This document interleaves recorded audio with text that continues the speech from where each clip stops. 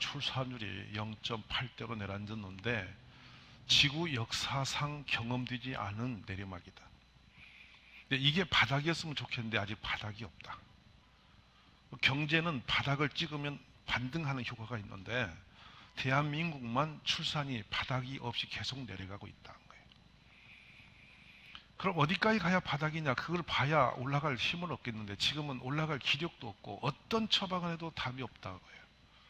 더구나 더 위험한 것은 경제적 불안, 또 정치적, 또 국방적 불안은 국가의 생명줄입니다. 근데 이 정도 간다면 앞으로 10년 후에는 어떤 경제 처방도 불가능하다. 국방도 어렵다. 지구상에 가장 강하고 셌던 나라가 있어요. 그 로마입니다. 그 로마가 무너질 때 밖에서 공격받아 무너진 게 아니고요.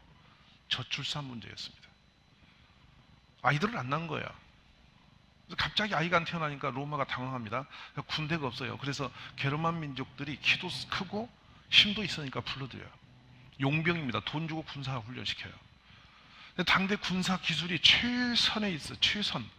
가장 전쟁을 잘하는 전술을 가지고 있는 로마의 이 전쟁 기술을 게르만들이 알기 시작합니다. 힘있죠. 야성 강하죠. 로마의 전쟁 기술을 익히다 보니까 이들에게 딱 떠오른 게 있어요. 이거 우리가 먹어버리자. 그래서 내란이 일어납니다. 군대에서 반동이 일어납니다. 그래 결국에는 불러들인 그 사람들이 월급 받다가 치고 올라와서 로마가 쪼개져 버려. 분산이 되면서 그냥 하루아침에 무너져 버립니다. 지금 우리 마찬가지죠. 지금 국방도 지금은 이렇게 자발적으로 나이가 되면 군대 갔는데 병역 의무제가 통합니다. 지금은. 앞으로 10년 후에 의무제 불안합니다. 군대 갈 사람이 없어요. 그러면 이제 직업군인을 써야 되죠. 돈 주죠. 그럼 밖에서 들어온 사람들이 거기 들어갑니다. 그럼 한국에 있는 모든 기술, 전술, 노하우. 이번에 국방연구소에 다문화 가족 들어간 거 아시죠? 지난주에 제 연구소에 다문화 가정이 들어갔어요. 근데 그분은 외국인이에요. 근데 우리나라 국방연구소에 들어가면 국방의 전략을 다 들여다보게 돼요. 이제 이런 일을 막을 방법이 없어요. 그러면 국가의 존립에 사람 숫자에 달린 문제뿐 아니라 경제적으로, 국방적으로 이제 존재 자체가 전부 다 크게 달았어요.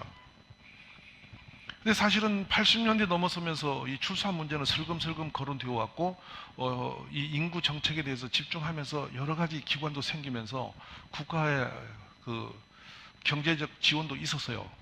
근데 유감스럽게 지금까지 출산에 집중될 수 있는 전략적인 그 기금이 집중되지 못하고 흩어졌어요.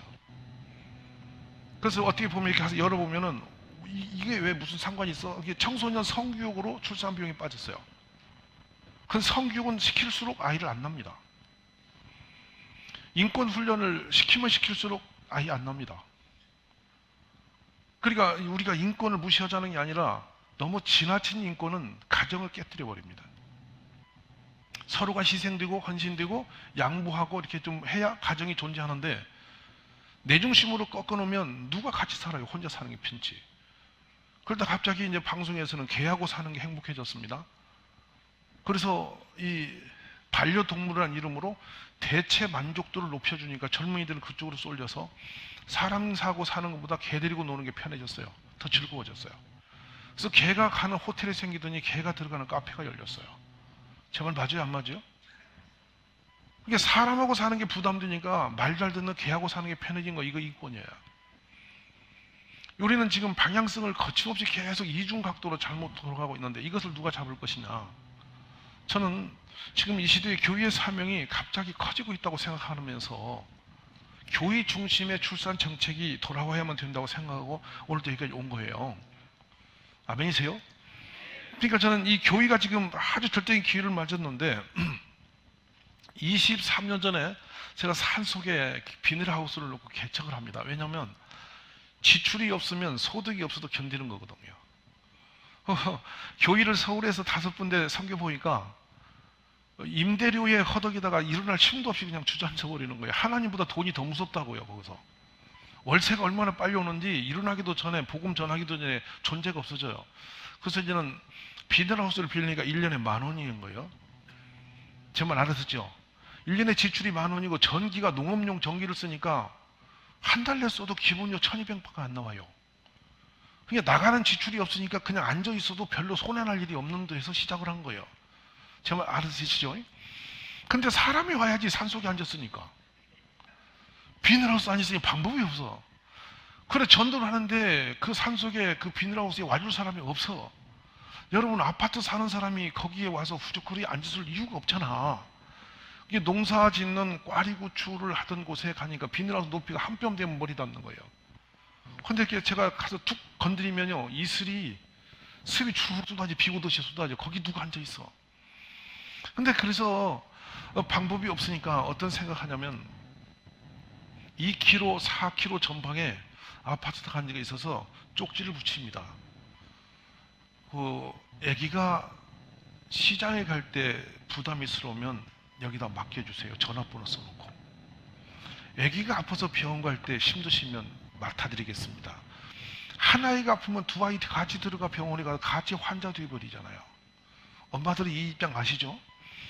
시장 갈 때 그 당시에는 전부 다 자가용도 만만치 않은 시대인데 23년 전에 시장 갈 때 이거 보따리 들라 애 둘 데리고 가면 이거 시장 보는 게 아니라 정신이 하나도 없어요. 애하고 싸우다 끝나고 또 애들이 한 4, 5살 되면 또 시장 가서 저거 사달라고 떼쓰면 이거 난리 나는 거. 그러니까 엄마들이 힘든 걸 제가 알고서 제 입장 똑같은 입장. 그래서 그걸 광을 붙였더니 엄마들이 애를 맡기러 왔어요. 근데 재밌는 거는 1시에 맡긴 아이를 1시간만 맡기겠습니다 이렇게 약속해서 2시쯤 찾아가야 맞잖아. 근데 엄마들이 해가 지도록 안 오더라고 말이야. 그래 껌껌하면 찾으러 온다 그 말이야. 그러면 제가 애를 데리고 하나도 아니고 2, 3, 4, 5보다 정신이 하나도 없어서 큰 고무통에다 물을 데펴 넣어놓고 거기다 애들을 담궈놓으면 애들이 거기서 놀다가 지쳐서 잤잖아.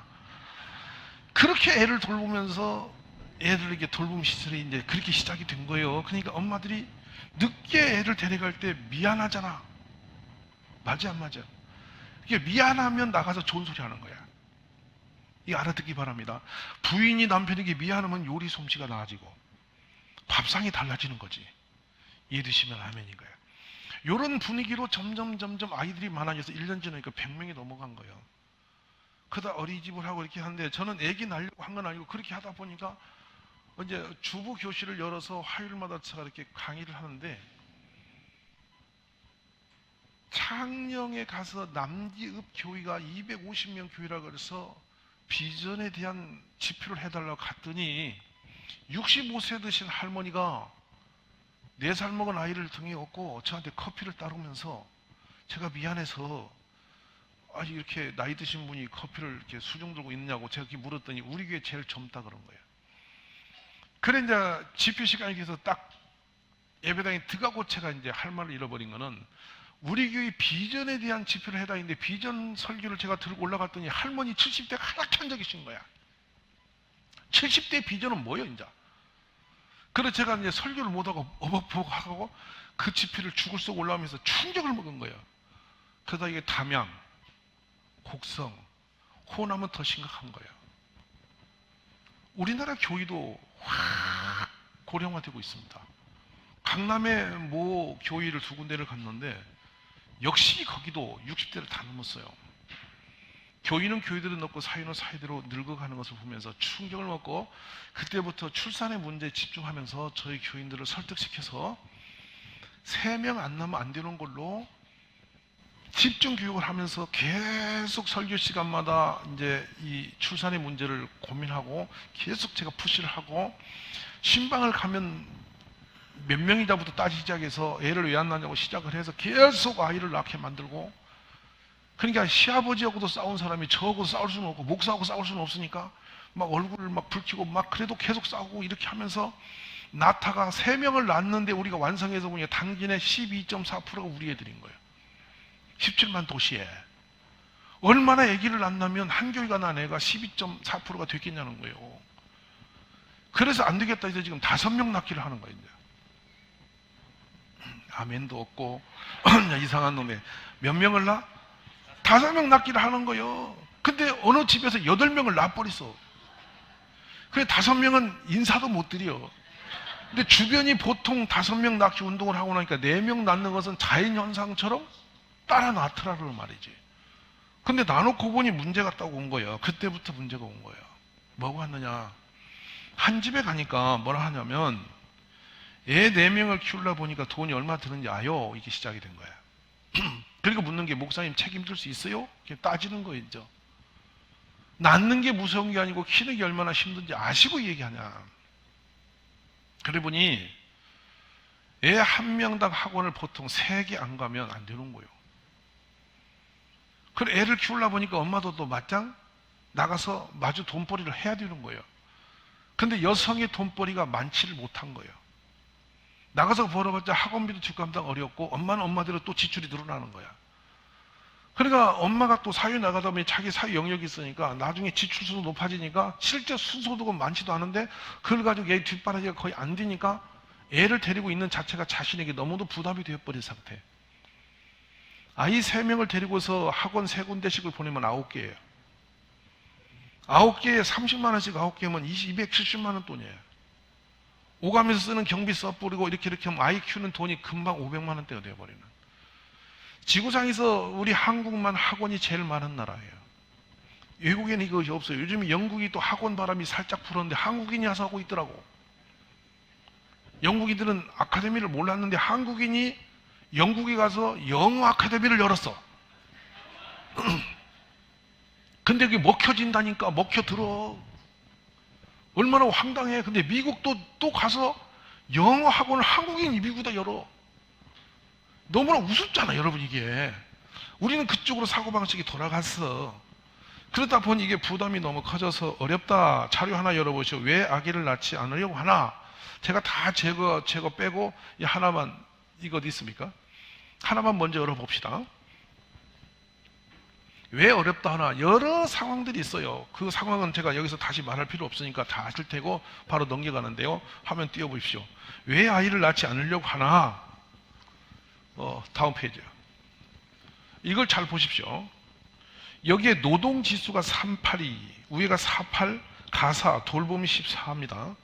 남성이 돌보는 영역과 엄마가 돌보는, 여성이 돌보는 영역을 한번 보세요. 누가 같이 쏠려있나. 그러니까 지금 한국의 문제는 아이를 태어나도 엄마 혼자 독박을 써붙고요. 아빠는 거다리라 손님처럼 걸면서 생색을 내는 사람이지 막 진짜 아이를 제대로 돌보겠다고 발벗고 뛰는 아빠가 많지를 않아. 저부터도. 그랬어요 안 그랬어요? 아기가 태어나는 순간부터 엄마 몫이 돼버려. 그러니까 엄마는 이 애를 보는데 이 아가 태어나서 적어도 1년 전까지는 엎어놓으면 그냥 엎어놓은 대로, 뉘어놓으면 뉘어놓은 대로 몇 개월은 있는데 이게 이제 기어다니면서 문제가 심각하잖아. 그리 안 그려? 아장아장 걷다 보니까 물불 안 가리고 아대다 찢어받고 막 난리 내잖아. 그때는 화장실도 못 가 들러붙어서. 근데 옛날에는 이모, 고모, 삼촌, 형, 누나, 동생 막 다 이렇게 가족이 대가족이 한데 살아서 애기 하나 태어나면 엄마 손에 가는 것은 애가 아사 직전에 젖 못 먹어서 다 죽을 때 갖다 대면 젖 빨아먹고 정신 놓고 자버려. 그럼 아침에 일어나. 그러니까 엄마가 10명은 나도 문제가 하나도 없는겨. 엄마가 애기 보기가 어려워. 주변에서 끌고 가서 애기 얼굴을 볼 시간이 없이. 그런 어떤 사람은 또 고모가 대신 젖먹여서 제 아프면 못 만나. 그러니까 10남매 나도 부모가 큰 문제 없었고 학비의 부담이 별로 없어서. 그리 안 그래요? 그래서 저도만 해도 우리 형제가 10명이요. 그런데 그 중에 6.25 때 사라져도 8명이 쌩쌩이 살아있어. 그러니까 우리 어머니가 노후가 보장이 제대로 된 거예요. 조카까지 합치니까 200여 명이 용돈 들고 나니까 어머니 통장이 제일 부자야. 할렐루야. 그리고 애를 많이 낳으면 어떠냐? 부모를 효도가 되는 거예요. 우리 어머니가 이렇게 많은 애를 키우는데 얼마나 애쓸까? 이게 생각이 나니까 우리는 각자 어머니에게 죽도록 효심을 다 발휘했어. 근데 지금 엊그제 조사 나왔어요. 혼자 독박으로 길이가 너무 어려우니까 차라리 하나나 낳고 잘 키워버리자. 그 많은 돈 들으니 한둘 키우고 말지. 이라고 숫자가 줄어져 버린 것이 이제는 하나 낳는 것도 부담되지 왜 나냐? 이렇게 되어가 버린 거라.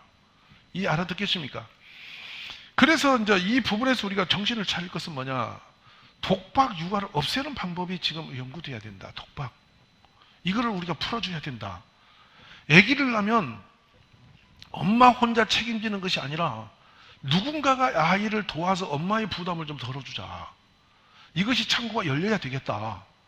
이리 하는 바람에 아이가 태어나는 것인데, 이 방법은 저희가 이미 한 것인데 제가 다음 시간에 그걸 구체적으로 설명을 드릴 테니까 여러분 모두가 그리 하시기를 바랍니다. 일단 지금 우리는 어떤 상황이 와 있느냐, 제일 중요한 것은 아이를 일단 낳아야 된다는 얘기입니다. 아멘. 근데 이 연말에 왜 제가 뛰어왔느냐면, 알을 낳으려고 보니까 애를 낳을 수 있는 사람이 없어요. 지금 애를 낳을 수 있는 사람이 없어요. 그 데이터 통계를 좀 이따 보여드릴게요. 두 번째, 이 양육 교육비가 얼마나 많이 큰 부담을 지금 누르고 있는지를 보여주십니다. 한번 가만 보세요. 여기 이 주황색 통계 그 퍼센테이지가 뭐냐면 교육비입니다. 애를 키우다 보니까 내 노후가 없어져 버렸어요. 나이 들어서 살 방법이 없어요. 그러니까 얘들은 정확하게 읽어낸 겁니다. 내가 애 키우고 나면 노후에 내 인생이 없어지는구나. 평균 뒤로 조사해 보니까 우리들이 뭐 애를 낳지 않고 결혼하지 않는 이유는 여러 가지 방법이 있지만 주택 문제라든지 직장 문제도 있어요. 그러나 더 중요한 것은 자기 자신이 너무 힘들다고 생각이 들어온 거예요. 그러니까 젊은이들이 그래서 결혼도 부담된다. 심지어 12월에는 결혼할 때 여성의 생각은 내가 왜 남자의 노예 생활으로 들어가냐? 이 생각이 들어와서 결혼 안 하겠다. 80% 대학생들이 거기다 표시했어요. 이것도 저는 공감이 되는 부분이에요.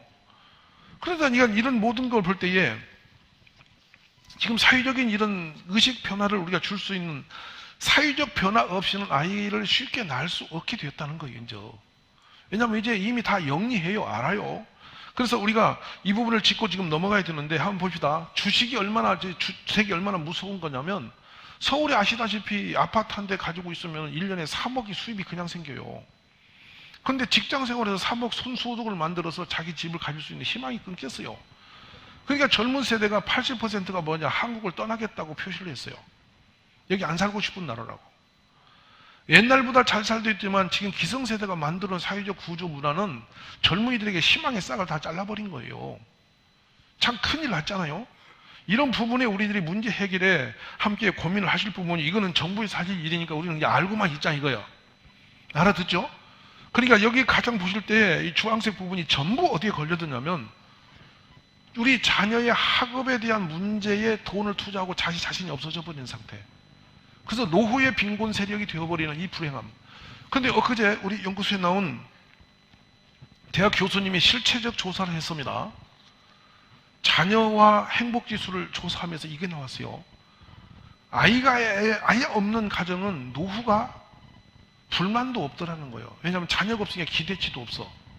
그냥 내 운명이다 생각하고 그냥 자기 노후를 가지고 적당히 살다가 끝나는 거예요. 근데 국가적 책임이 되는 거예요, 그거는. 근데 한 아이를 낳은 집이 불행수가 제일 높더라는 거라. 애기 아들 하나 딱 나누는 것은 재앙이더라. 1년에 2번 오면 잘 온다는 거예요. 결혼해놓으니까 아예 안 오는 거예요. 그래도 어차피 부모님 돌아가시면 재산은 지금 거예요. 제 말 알아들어요? 하나 키운 집이 제일 재앙을 맞았더라는 거예요. 아들 둘 집이 더 무서워. 또 둘이 약간 경쟁 심리가 있어 하나보다 약간 나은 거야. 그래, 둘 놓고 이 편안한 집이 없는 거예요. 자녀 때문에. 본인들도 효도 안 하니까 자신도 알아. 나도 애 낳자 효심을 발휘할 수 없다. 자기 알고 자기는 애 안 낳기로 결심을 어려서 해버리는 거죠, 젊은이가. 근데 행복지수가 조금 낮은 게 세 자녀더라는 거예요. 세 자녀는 서로 경쟁을 하더라는 거예요. 부모님 재산에 대한 경쟁도 있고 잘 보이겠다는 생각도 일고, 이래서 세 자녀가 되니까 들고 날고 하는 게 좀 횟수가 많아지더라는 거지. 그리고 그때부터 무슨 일이 벌어졌냐면, 우리 3명 키우느라고 엄마 아빠 고생했다 생각에 측은지심이 일어나서 분명히 효심이 일어나더라는 거예요. 알아듣겠습니까?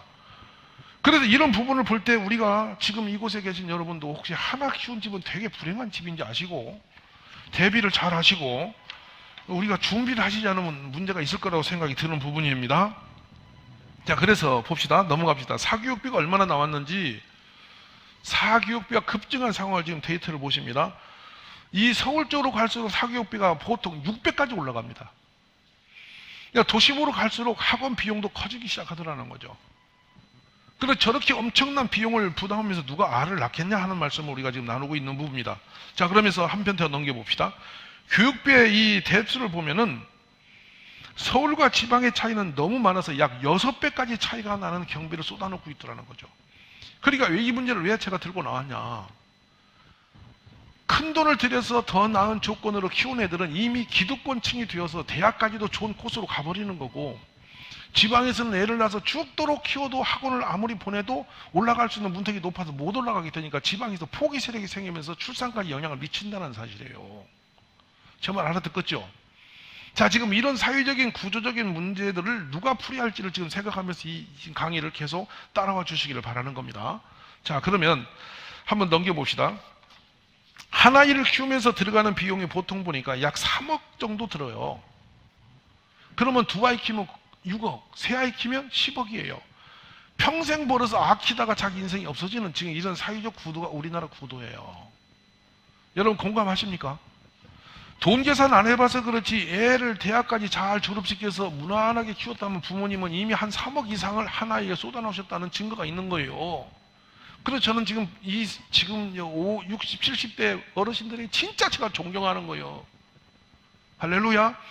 그리고 지금 애기 낳는 것도 우리가 걱정해. 젊은 것들은 걱정도 않고. 이게 참 희한한 일이야. 우리는 국가 살림살이 지금까지 부흥해서 세계 10대 대국으로 키운데도 목숨 걸고 했지. 고무신 신고 다니다가 도시락 까먹으면서 진짜 고생해서 개발하고 사회 세우고 산업운동하고 새마을운동하고 해서 나라 키워놨더니 이제 우리가 갈 곳이 없어. 어른들을 효도 쭉 들어가고 군대 가서 빠따 쭉 들어가고 맞고 빠따 못 때리고 제대 있어. 그랬어 안 그랬어요? 그리고 부모 효도 쭉 들어가고 효도 받을 만한데 이것들이 애기도 안 낳고 환자 집에 들어오면 혼자 있어. 그러니까 우리는 쏟아놓기만 하고 받아보지 못한 세대가 분노 세력으로 지금 바뀌어가지고 지금 60대, 70대, 80대 할아버지들은 속에 골병이 들어있는 거예요. 늙어서 누리지도 못하고 받아먹도 못하고 혼자 늙어버리고 이제 다 털려버린 세대가 되어갖고 보는 건 아파트 한 채 갖고 있더니 정부에서 죽을 때까지 연금 못 줄 때 아파트까지 내놓으라고 다 내놔버리고 지금 그렇게 되었잖아. 정말 맞아요 안 맞아요? 우리는 이렇게 불쌍한 세대가 지금 모여갖고 또 오늘 또 걱정하고 있네 비 속에. 그건 어쨌든지 우리가 깨어서 얘들이 애기 낳을 수 있는 환경을 또 맹글어 주지 않으면 길이 없어서 오늘 이렇게 모인 것이니까 혼이 위로받고 힘내시기 바랍니다. 한번 보세요. 외국의 사례를 이렇게 비유해 놓으셨는데 덴마크나 프랑스나 독일이나 이 관계를 제가 쭉 내놨어요. 전부 다 한 가지 그림이 나옵니다. 아이들을 가정처럼 돌볼 수 있는 그 무슨 기관인가가 있더라는 것이죠. 저는 여기에 나오지 않았지만 일본의 복정현이라고 하는 후쿠이라고 하는 약 8만 명밖에 안 되는 도시가 일본 젊은이들이 가장 가서 살고 싶은 도시로 평균 23살에 결혼을 해요 애들이. 근데 대학교 다니면서 결혼합니다. 이유들은 대학 다니면서 부부가 알을 낳아도 자기들은 알을 안 길러요. 아침에 일어나서 학교 갈 준비하고 애를 딱 챙기고 동사무소에다 놓아두면 애는 동사무소 책임지고 봐줘요. 무슨 말 아시죠? 근데 우리는 지금 누가 봐주면 친정 어머니가 계신다거나 시어머니가 계시는데 시어머니한테는 맡길수록 부담이 커져서 뒤가 감당하기가 좀 불안하니까 가능하면 안 맡깁니다. 그래서 시어머니는 아름다운 옷을 입고 들로 산으로 운동을 다니다가 단풍나무가 다 죽어버립니다. 그러고 다니시고 딸 낳아서 키운 엄마는 무슨 죄가 많은지 또 딸이란 또 애기까지 또 책임을 지서 무릎 관절이 왜 이렇게 많이 나가는가 했더니 애 보다가 넘어져서 그러는 거예요. 그러니까 이제는 이제 출산 자체가 우리 어머니 친정 어머니까지 짐이 되는 상황이 되니까 젊은 아들이 알을 안 낳는 거 맞죠?